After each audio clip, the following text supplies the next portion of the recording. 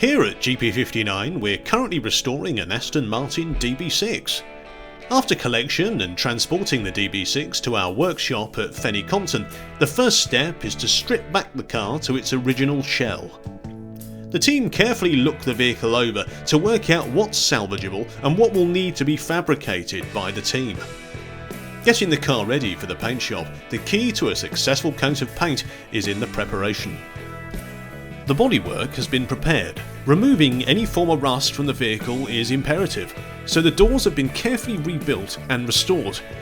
Let's not forget that iconic 4-litre inline 6-cylinder engine, which will be restored to its former glory.